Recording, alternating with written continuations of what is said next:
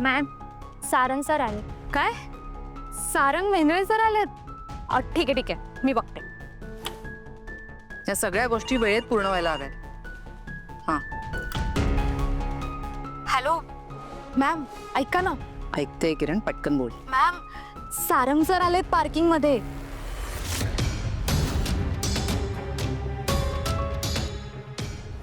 एक काम कर, आता सगळ्यांना बोलव.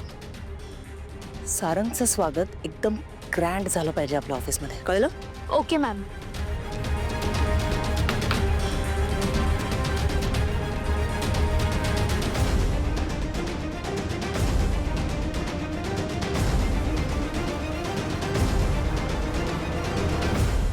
मिस्टर हॅन्सम,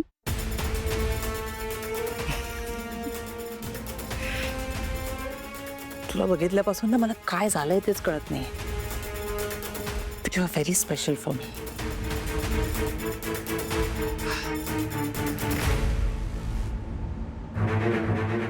आता माझ्या ऑफिसमध्ये फक्त तू आणि मी. लेट्स कट दॅट सावली off. Manager, staff, come fast. Sarang Mendre sir येतात, लवकर या. कुठे राहिले? मॅनेजर, सर आले, सर आले. मॅनेजर. Welcome sir, welcome. तुम्ही आमच्या ऑफिसमध्ये आलात. ही आमच्या सगळ्यांसाठी एक स्पेशल मोमेंट आहे सर. Exactly, absolutely right mister Dikshit. खरंच आपल्या सगळ्यांसाठी खूप स्पेशल मोमेंट आहे. वेलकम. थँक्यू.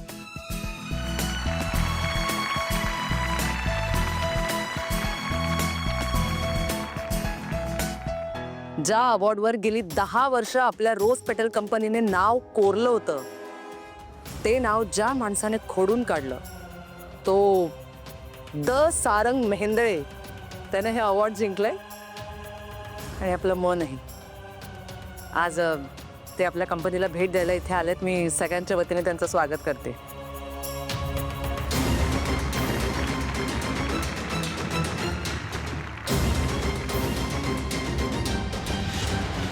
थँक्यू. खरंच खूप छान तुम्ही स्वागत केलं माझं. सरप्रायझिंग आहे माझ्यासाठी. सरप्राईज तर तुम्ही आहात. म्हणजे काय ना, आयुष्यात कधी कधी आपल्याला अपेक्षेपेक्षा खूपच कमी मिळतं, तर कधी कधी खूप जास्त मिळतं. नशीबवान माणसांना नेहमीच जास्त मिळतं. तू नशीबवान आहेस.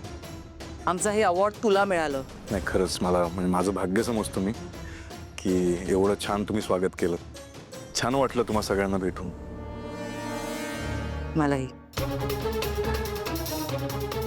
मलाही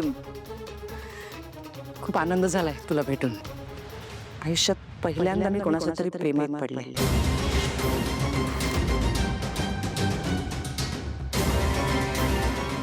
सॉरी. आय मीन कोणाच्या तरी कामाच्या प्रेमात पडले, कंपनीच्या प्रेमात पडले. And I mean it. मी खरंच मेंद्रे कंपनीच्या प्रेमात पडले. फॅन झाले मी त्यांची. थँक्यू. Heartiest congratulations.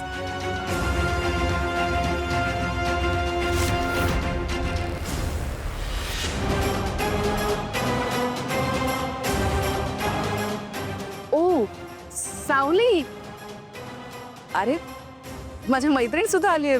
दिसलीच नाही ना का? सावली, ये. ठीक आहे. मी सारंग सरांसोबतच आले होते. तुम्ही बोलत होतात ना, म्हणून लक्ष गेलं नसेल. खरंच नाही दिसलीस. I am really very sorry. नाही, काहीच हरकत नाहीये. नवऱ्याचं एवढं तोंड भरून कौतुक होत असताना कोणत्या बायकोला नाही आवडणार? आणि सारंग सर आहेतच कौतुक करण्यासारखे.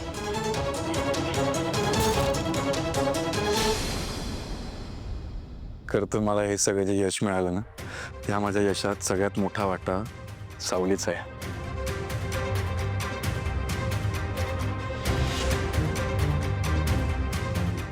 तिच्याशिवाय हा पुरस्कार मला मिळालाच नसता. म्हणजे ज्या आयडियाला पकडून आम्ही कॅम्पेनिंग केलं ती आयडिया सुद्धा सावलीशी बोलताना मला सुचली आहे.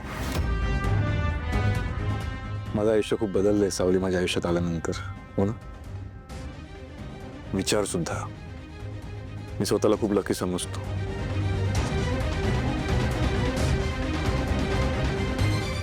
ही कशी काय आली इथे? मॅम मला नाही माहिती. आपण तर फक्त सरांना इन्व्हाइट केलं होतं ना. आमच्या कंपनीची व्याख्या आहे तुमच्या अंतर्मनाच्या सौंदर्यासाठी. म्हणजे माणूस फक्त दिसण्यात सुंदर असून चालत नाही ना, माणसाचं मन पण तेवढं सुंदर लागतं. आणि हीच गोष्ट आम्ही लोकांपर्यंत पोहोचवण्याचा प्रयत्न करतो. माहिती आहे जग बदलायला वेळ लागतो, पण तरी सावलीच्या रूपात आम्ही ते लोकांपर्यंत पोहोचवतोय. आता या अवॉर्ड फंक्शनमध्ये सुद्धा आम्ही नवीन प्रॉडक्ट्स लॉन्च केले. सनस्क्रीन, त्या सनस्क्रीनचं नाव सुद्धा आम्ही सावली ठेवलं आहे. असेच आम्ही नवीन नवीन प्रॉडक्ट्स लॉन्च करू आणि आम्हाला खात्री आहे की सावली आमच्यासोबत आहे म्हटल्यावर आम्हाला यश नक्कीच मिळेल. कस मी म्हटलं होतं ना, तू खरंच नशीबवान आहेस. एवढी कमाल बायको मिळाली तुला, जी सतत तुझ्या पाठीशी उभी असते. रादर पाठ कधी सोडतच नाही.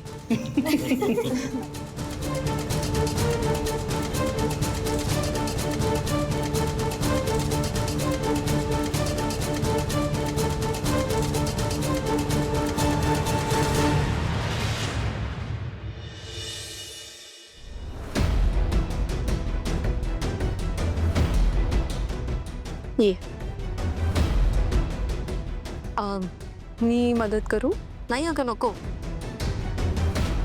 वहिनी, ती मूर्ख मुलगी आणि सारंग मगाशी इतक्या घाईघाईत कुठे गेले? अगं ते ना शिवानीकडे गेलेत. तिचा कॉल आला होता, तिने सारंगला बोलवलं होतं. ओ अच्छा, म्हणजे तिने जोडीने बोलवलेलं दोघांना? नाही जोड्याने नाही, सारंगला बोलवलं होतं. सावली सारंगला सोबत म्हणून गेली आहे. हिचं काय सारखं आपलं त्याच्या मागे मागे मागे? तो कामासाठी गेला आणि ही गेली मागे मागे. आता ही पण काय कंपनीचं काम करणार आहे? ऐश्वर्या अगं नवऱ्यासोबत गेली आहे ती, तर कंपनीच्या कामाचा काय संबंध? जाऊ द्या वहिनी, आता बोलून काय उपयोग. असो, राजकुमार दादाशी काही बोलणं झालं? ऐश्वर्या आता आता कुठे शोधायचंय मी त्यांना? तुला खरं सांगू का, मला ना काय करावं तेच कळत नाहीये. म्हणजे कधी कधी ना इतका राग येतो त्यांचा, पण कधी कधी खूप काळजी वाटते. पण कधी कधी असं वाटतं की त्यांचा विचारच नको करायला. का विचार करू मी त्यांचा? का वाट बघू मी त्यांची? का शोधायचंय मी त्यांना? त्यांनी ना स्वतःचं काही बरं वाईट करू दे, मला काय फरक पडणार आहे? उलट तुला सांगू का, ते माझ्यापासून आणि या घरापासून लांब आहेत तेच बरं. असं काय बोलतेस अमृता वहिनी? हे बघ, कितीही काहीही झालं तरी नवरा आहे तुझा, तू बायको आहेस त्याची. आणि हे जे काही तू वरवरचं दाखवतेस ना की तुला काळजी नाहीये, तुझा राग आहे त्याच्यावर, हे माहिती आहे मला. पण मनात कुठेतरी एक आशा असेल ना तुला की तो येईल परत, छान होईल सगळं. हे बघ, असं नको करूस. कॉल कर त्याला, विचार त्याला कसा आहे, कुठे आहे. तू त्याला असंच ठेवणार आहेस का आयुष्यभर? आणि तू पण अशीच राहणार आहेस का?